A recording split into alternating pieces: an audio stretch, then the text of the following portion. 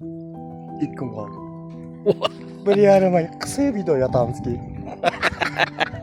Mana baliq. Oho, ana. Tabiatda go'zalligini qaranglar do'stlar. Hamma bugun baliq ovida ozgina musurlar dilxiralik qiladi, to'g'rimi Rustam? Ha. Rustam bilan hozir ozgina bu narsa yeb olamiz. Bugun RMS Fisher bilan Rustambek bilan shunaqa bir go'zal joyga keldik.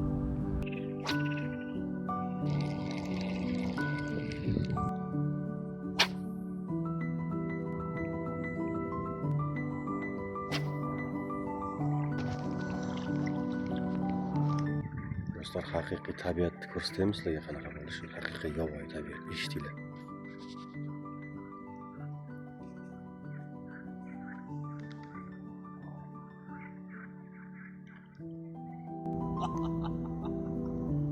Boss fishing.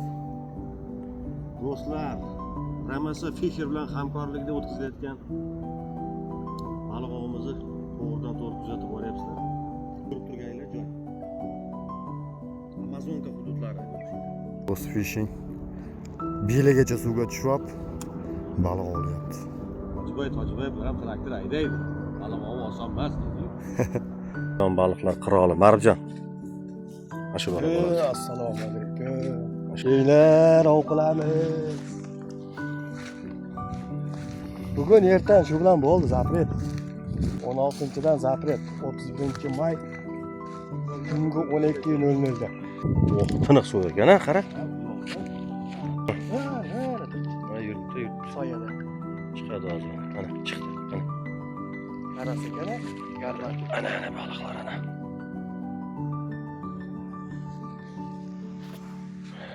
Do'stlar, mana buloq suvi. Buloq muzdek toza ekan. Ichadigan suv. Ichimlik toza suv. Chiroyli joylar ekan. Do'stlar, bugungi sayohatimiz yakunlandi. Baliq bir ikkita kichkina paqir-puqurlar bo'ldi, lekin chiqmadi. Endi xudo xolasa shu bilan kilometr boshlanadi.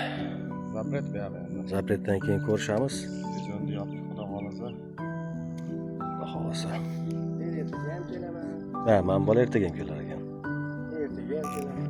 Battariya qo'zlarga mumkin. Chasni ko'llarga. Oxirgi gapingiz Marbjon?